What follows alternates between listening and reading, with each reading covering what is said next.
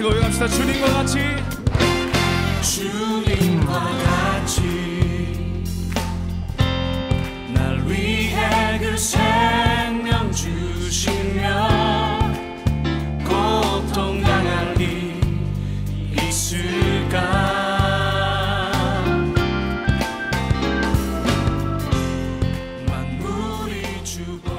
할렐루야.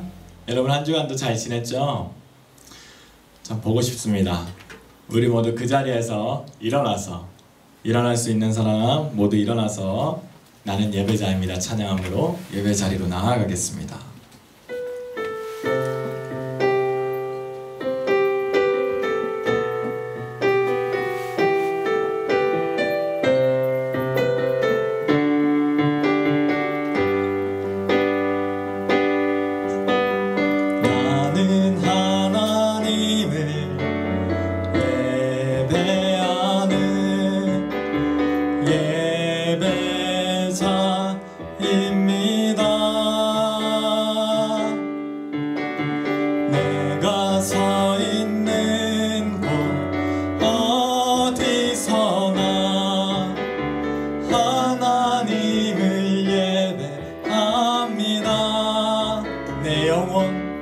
내 영혼 거룩한 은혜를 향하여 내 마음 완전한 하나님 향하여 이곳에서 바로 이 시간 하나님을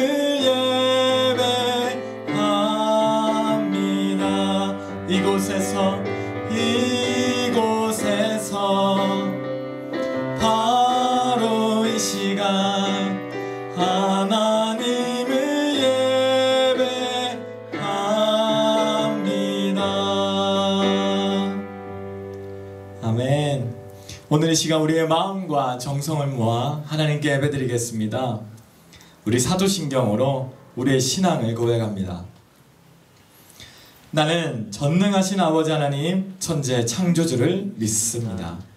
나는 그의 유일하신 아들 우리 주 예수 그리스도를 믿습니다.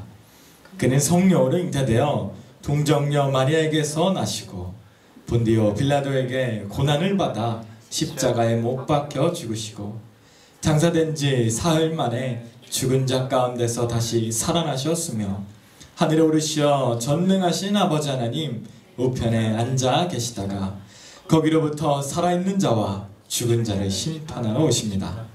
나는 성령을 믿으며 거룩한 공교회와 성도의 교제와 죄를 용서받는 것과 몸의 부활과 영생을 믿습니다. 아멘. 우리 모두 자리에 앉아서 오늘 이 시간은 우리를 대표해 이광희 학생이 기도드리겠습니다. 주님 감사합니다.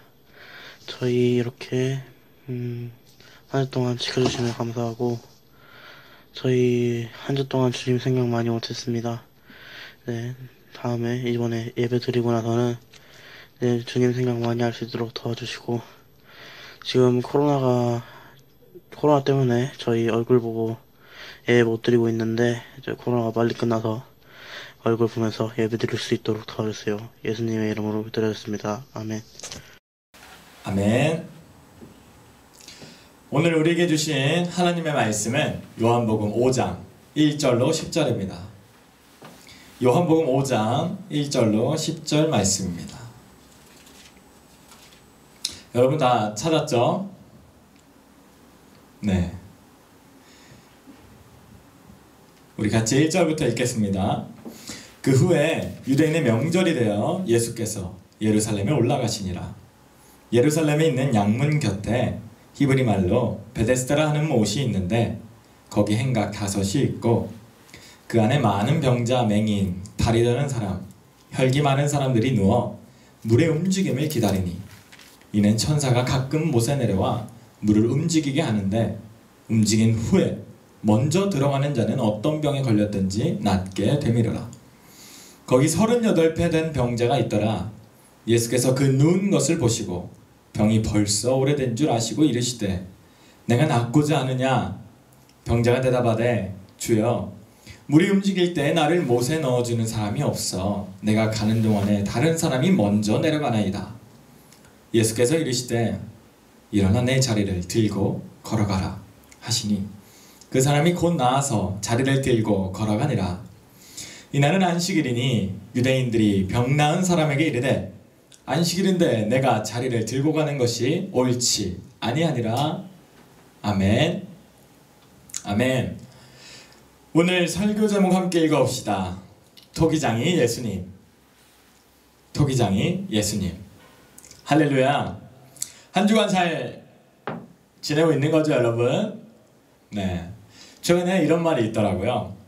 코로나19로 새로운 BC와 AD가 생길 것이다. 원래 우리 역사가 예수님이 오시기 전과 후로 나뉘잖아요. 기원전, 기원후.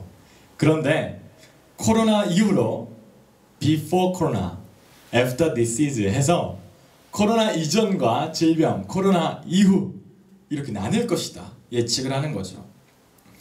우리나라도 큰 경제적 위기를 예측합니다. 그런데 소위 제일 잘 산다는 우리나라 부의 1% 사람들은요, 우리나라 25% 이상의 자본을 가지고 있다고 해요. 우리나라 중소상인들은 힘들어 가게를 닫고 있지만 가장 비싼 호텔에 5월 예약은 꽉 차 있다는 거죠. 전 세계는 어떨까요? 병들어 죽는 수보다요, 굶어 죽는 사람이 아직도 더 많이 있습니다. 그에 반해 잘 알려져 있듯이 1%도 안 되는 사람들이 전 세계 50%의 자본을 가지고 있다는 거죠. 여러분 어떻게 생각하나요? 이 사람들은 악한 사람일까요? 아니면 정당히 돈을 벌었는데 문제될 게 없는 걸까요? 어려운 문제입니다. 그러나 세계의 절반이 굶주리고 있는데 누군가는 매일 먹고 버리고 있다면 이것은 변해야 할 문제입니다. 우리는 세계가 지구촌이 되어진 만큼요, 빛나는 여행지, 파리, 쿠바와 같이 멋진 여행지, 그런 여행지만 보는 경향이 있습니다.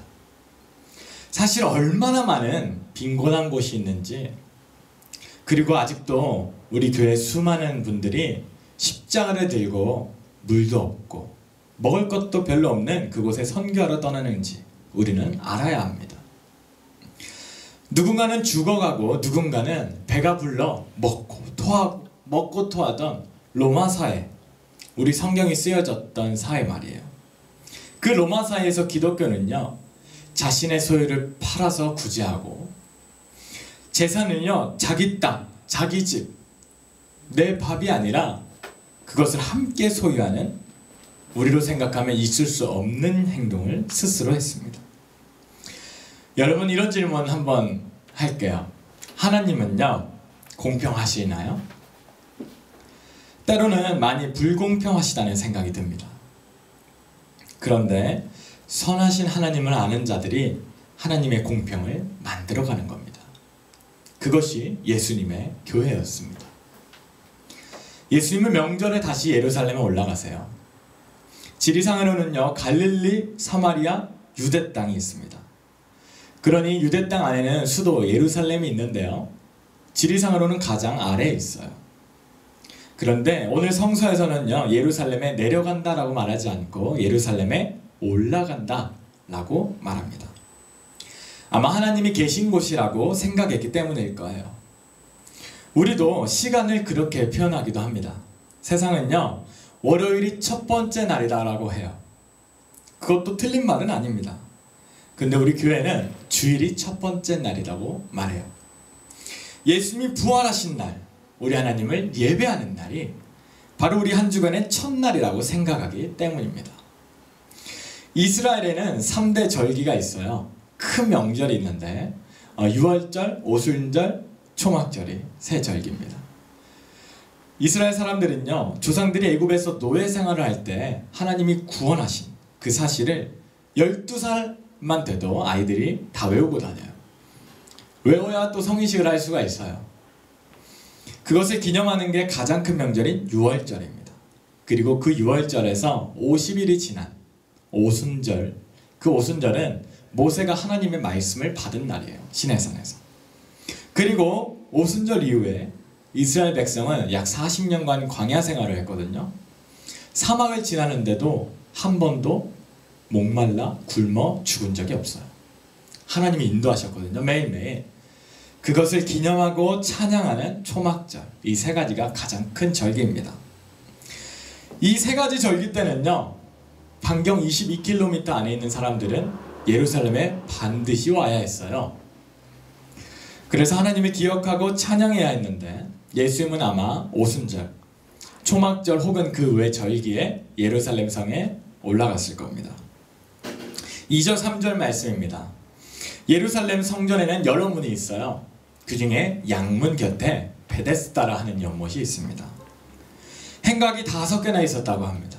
행각은 기둥이 있고 지붕이 있는 건축물이에요. 그러니 행각이 5개면 엄청 큰 곳이라고 할 수 있습니다. 그곳에 베데스다는 자비의 집이라는 의미가 있어요. 그런데 거기에는 병자, 또 눈먼 사람, 다리 저는 사람, 혈기 많은 사람들이 누워 있어요. 자비의 집에 자비를 받지 못한 사람들이 있던 겁니다. 당시 사람들은 하나님께 예배드리기 위해서 제사를 드려야 했습니다. 왜냐하면 죄가 있으면 거룩하신 하나님께 갈 수가 없어요. 그래서 양과 염소의 머리에 안수해요. 손을 얹는 거예요. 손을 얹으면 내 죄가 양과 염소의 머리에 손을 얹을 때 내 죄가 넘어가는 거예요. 그래서 그 양과 염소가 나의 죄 대신에 죽는 겁니다. 그러니 사람들은 하나님께 가기 위해 돈과 재물이 필요했어요. 헌금할 돈과 하나님께 제사 드릴 재물이요. 돈이 없는 사람은요, 성경에 보면 비둘기라도 사야 했습니다. 생각해 봅시다. 돈이 많은 사람은 그때도 있었어요. 권력이 있는 사람도 있었습니다. 그럼 돈이 많은 사람은 하나님께 제사 드리러 어떤 양을 끌고 왔을까요? 그쵸? 큰 양, 비싼 양, 멋진 양을 끌고 왔을 거예요. 상상해 봅시다. 이 양문은요, 그 제사 드릴 양이 보통 많이 통과한다고 해서 양문이라고 일컫는다고 해요.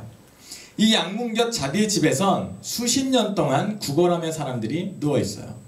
그런데 그 옆을 지나는 소위 예배하겠다는 사람들, 제사 드리러 왔다는 사람들은 아주 멋지고 큰 양을 몰고 올라가고 있는 거예요.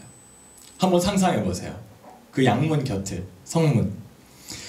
참 아프어요, 이 현실이. 누구는 건강한 2 다리와 많은 재물로 하나님께 예배드리려고 하는데요, 누구는요, 하나님의 자비만 바라는 게 유일한 소원이에요. 그냥 나을 수만 있다면 예배드리는 건 꿈도 못 꿉니다. 3절 후반부에 보시면 꺽쇠가 있잖아요. 이 꺽쇠 표시요. 여러분 마가복음 필사했으면 16장에서 발견했을 거예요. 이 꺽쇠는 지금 우리에게는 성경을 썼을 당시 원본은 남아있지 않습니다. 수천 년 전의 성경이잖아요. 그래서 사람들이 필사하고 그것을 전달해서 우리가 성경으로 읽는 겁니다. 그 당시에는 컨트롤 C, 컨트롤 V 할 수 없었어요. 그래서 다 일일이 쓰는 거예요. 그러니까 글자가 한 글자 틀릴 수도 있고 한 문장이 날아갈 수도 있는 거예요.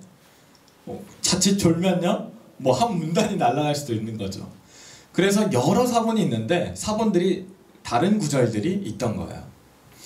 그래서 대부분의 사본이 없다라고 하면 성경에 보면 없음이라고 괄호가 쳐져 있어요. 그건 없음이라고 나중에 표시를 했고요.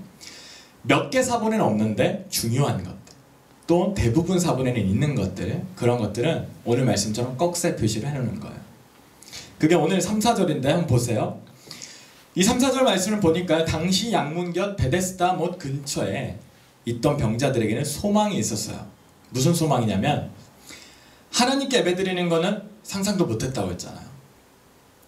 단지 천사가 한 번씩 내려오는데 소문에 보면, 소문에 듣자하니 그때면 물이 흔들린다는 거예요. 이 연못 물이 흔들릴 때 빨리 들어가면 낫는다는 거죠, 자기 병이.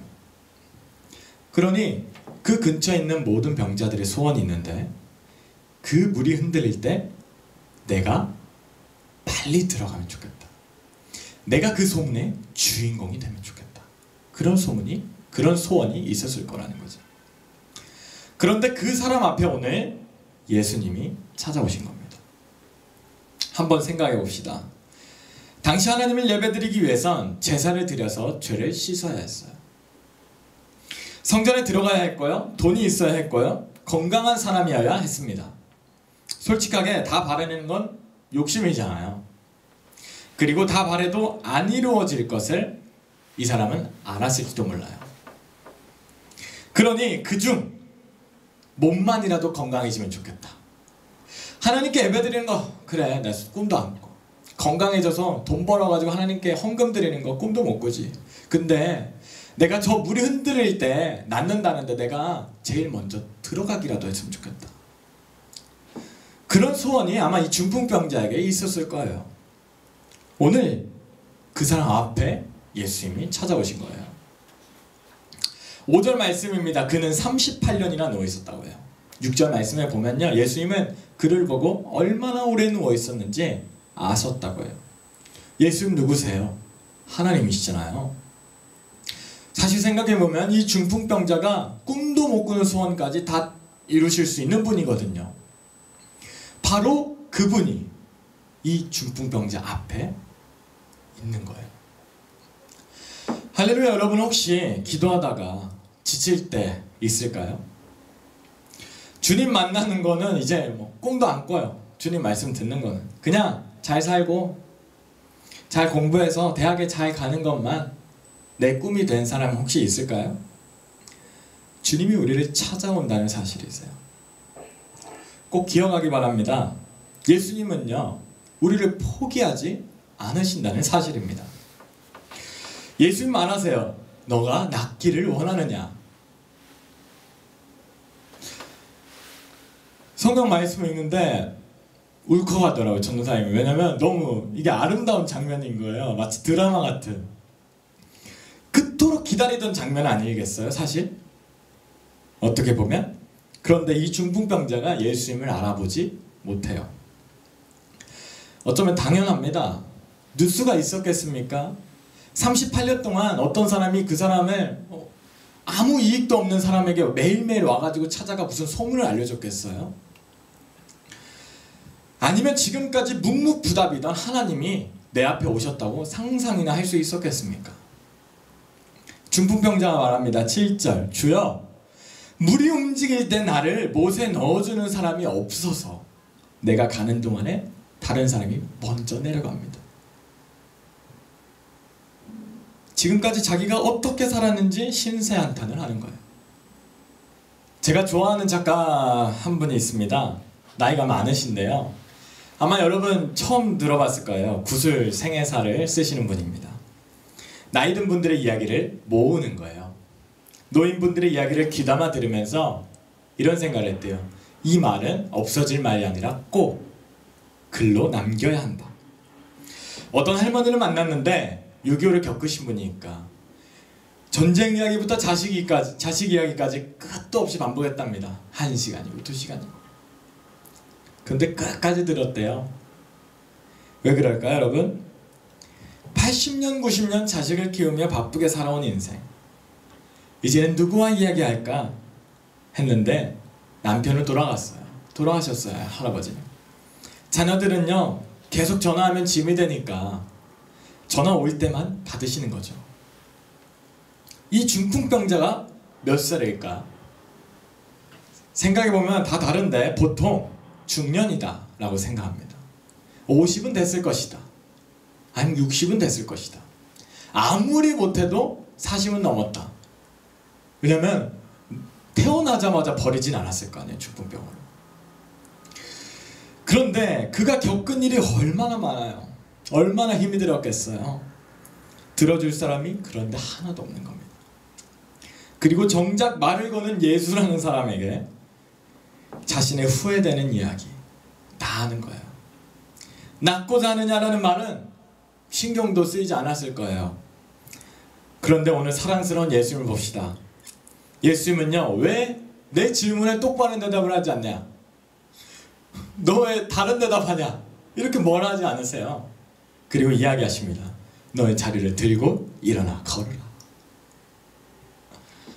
얼마 전에 대학에 입학한 학생과 말씀을 읽고 나눈 시간이 있었어요. 에베소서 1장을 읽고 이제 말씀 앞에서 잠잠히 20분 정도 묵상하는 시간을 가지는 겁니다.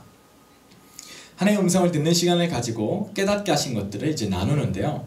그 친구가 한 주간 누구와 싸웠던 거예요. 갈등이 있었던 거죠.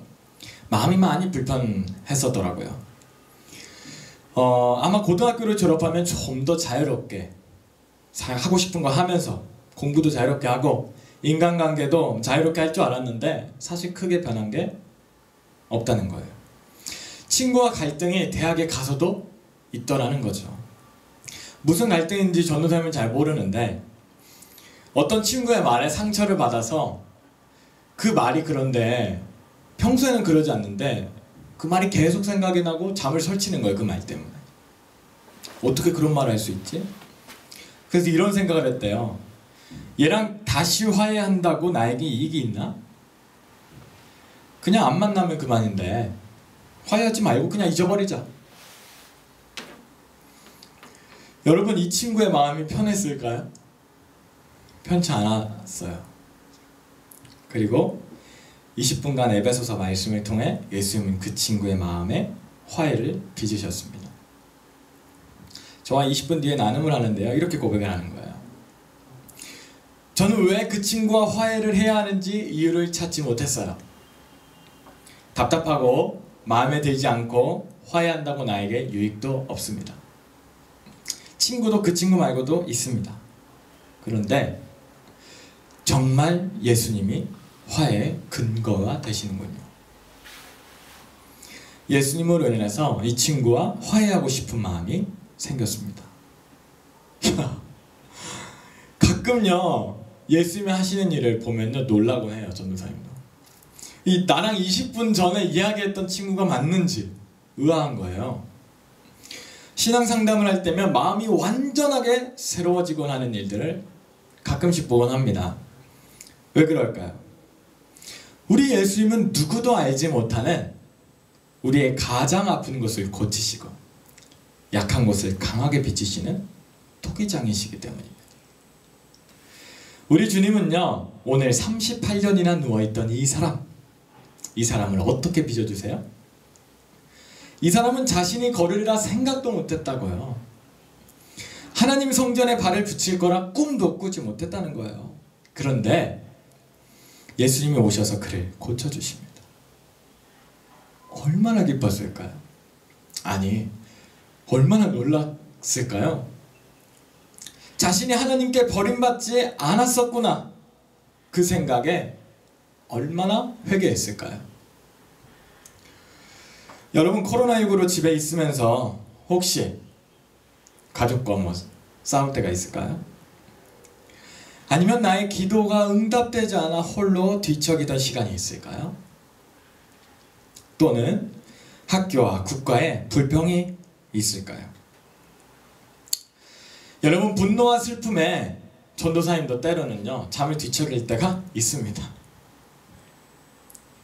그럴 때는요 주님이 나를 가장 아름답게 빚으시는 토기장이라는 믿음 없어요. 생각도 안 납니다.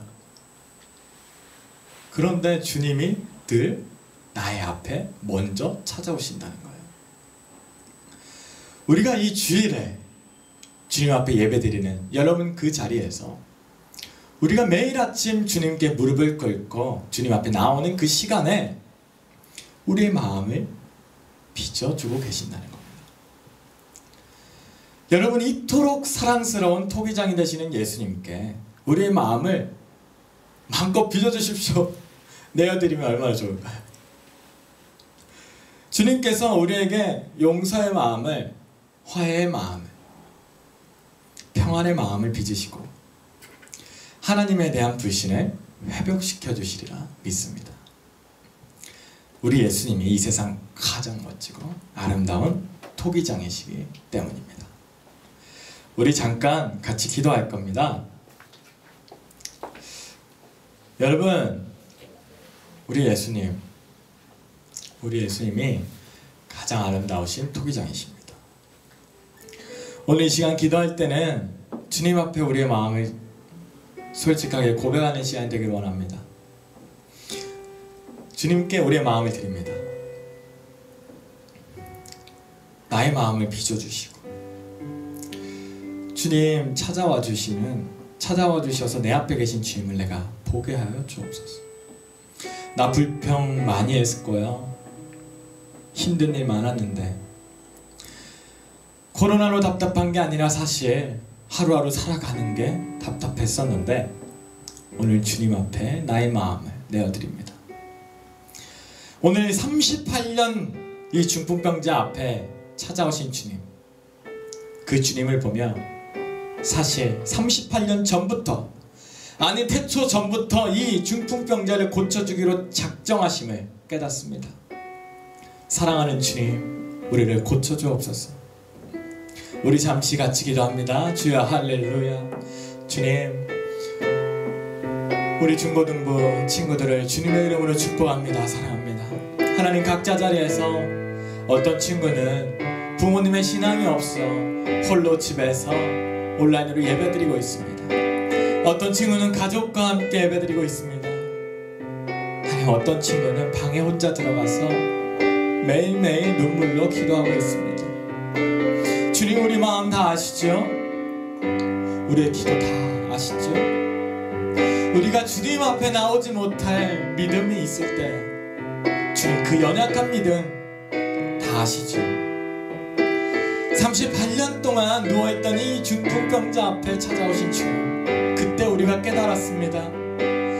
아, 주님 잊어버리신 게 아니었구나. 아, 주님 불평했던 그 시간이, 주님 회개합니다. 이 중풍병자는 얼마나 기뻤을까요? 얼마나 놀랐을까요? 얼마나 회개했을까요? 하나님이 나를 버리지 않으셨다는 그 사실에 주님 앞에 나와 다시 찬양하지 않았을까요? 주님, 이 주일날 주님 앞에 예배하는 이날 주님을 높이 찬양하게 해주세요. 우리 입술에 주님의 사랑의 고백을 다시 넣어 주옵소서. 하나님, 우리의 마음을 빚어주시고 이 나라를 빚어주시고 전 세계의 아픈 이들과 이 교회와 하나님 세계를 빚어주시옵소서. 주님의 사랑으로, 화해로, 화평으로 빚어주옵소서. 주님, 이 시간 우리의 마음을 솔직히 고백합니다. 우리의 마음을 주님 앞에 드립니다. 우리를 가장 잘하시고 우리를 가장 아름답게 빚으시는 주님을 신뢰합니다. 주님 앞에 나옵니다. 주님 감사합니다. 주님을 찬양합니다. 오늘 이 시간 마지막으로 한 번 더 기도할 텐데, 오늘 이 시간에요, 생각나는 이가 있다면 기도하겠습니다. 혹시나 싸우고 화해지 않은 사람이 있다면, 내가 용서할 수 없는 그 사람이 있다면, 우리는요 용서할 수가 없습니다. 주님, 근데 주님이 제 마음을 빚어주시옵소서. 주님께 내 마음을 내어드리는 것밖에는 못합니다. 혹시 부모님들을, 혹시 우리 아빠나 엄마를 내가 용서하지 못하는 게 있을 수 있습니다. 우리 형제자매도 마찬가지입니다. 친구도요. 오늘 이 시간 용서의 마음을 주옵소서. 우리 어려운 기도인데 오늘 이 시간 잠시 같이 기도합시다. 할렐루야. 주님 감사합니다. 오늘 이 시간에 우리 마음에 용서의 마음을 빚어주옵소서. 하나님, 제가 용서하지 못하는 사람이 있습니다. 혹은요, 제가 용서받지 못한 행동을 기억하지 못하지만 했을 수 있습니다. 주님, 나를 돌아보게 하시고, 주님, 제가 혹시 그 사람에게 상처가 되고 있다면 그 친구의 마음을 이루하시고 하나님, 그 친구와 만날 수 있게 하옵소서. 주여, 나의 잘못이 있음을 압니다. 그럼에도 불구하고 나를 용서하시고 사랑하신 주님을 알게 내가 주님을 닮아갑니다. 주님, 나의 삶을, 나의 마음을 빚어주옵소서. 사랑의 투기장이신 예수님, 내 마음에 사랑을 빚어주시고, 용서의 투기장이신 예수님, 내 마음에 용서를 빚어주옵소서.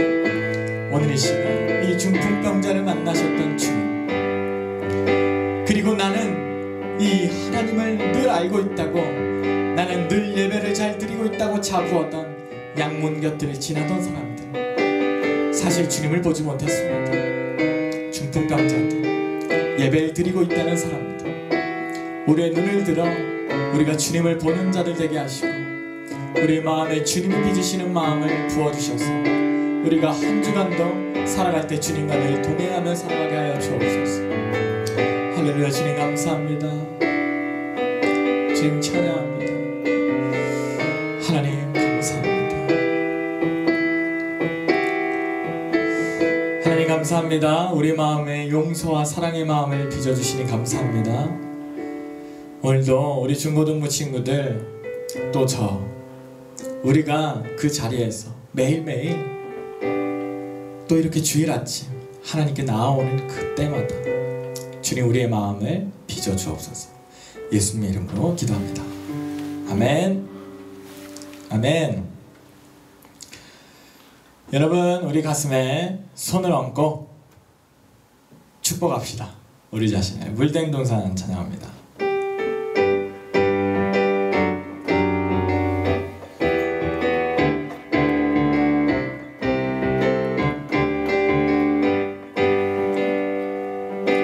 주님 나를 항상 인도하시니 내 마른 땅에서도 나를 만족시키니 나는 물든 동산 같겠고 마르지 않는 샘 같으니 나는 물든 동산 같겠고 마르지 않는 샘 같으니 주님 너를 항상 인도하시니 내 마른 땅에서도 너를 만족시키니 너는 물든 동산 같겠고 마르지 않는 샘 같으니 너는 물든 동산 같겠고 마르지 않는 샘 같으리. 아멘. 아멘. 우리 시간 예수님이 가르쳐주신 기도로 예배를 마치겠습니다. 하늘에 계신 우리 아버지의 이름을 거룩하게 하시며 아버지의 나라가 오게 하시며 아버지의 뜻이 하늘에서와 같이 땅에서도 이루어지게 하소서. 오늘 우리에게 일용할 양식을 주시고 우리가 우리에게 잘못한 사람을 용서하여 준 것 같이 우리 죄를 용서하여 주시고 우리를 시험에 빠지지 않게 하시고 악에서 구하소서. 나라와 권능과 영광이 영원히 아버지의 것입니다. 아멘. 네, 광고하겠습니다. 여러분, 사랑하고 축복합니다. 사랑하고 축복합니다. 여러분, 첫 번째 광고입니다. 이제 온라인 계약을 거의 다 했고 그리고 곧 계약한다는 이야기를 들었어요. 혹시 계약이 결정되면 선생님께 얘기해 주기를 바랍니다. 그리고 두 번째, 맨 마지막 영상 끝에 공과 나눔 질문들을 올려줄 거예요. 그래서 선생님과 카톡방으로 문자 메시지나 전화로 공과를 나눠주시기 바랍니다. 함께 기도하고 또 서로 이야기하는 것을, 교제하는 것을 우리가 만나지 못해도 늘 할 수 있기를 바랍니다.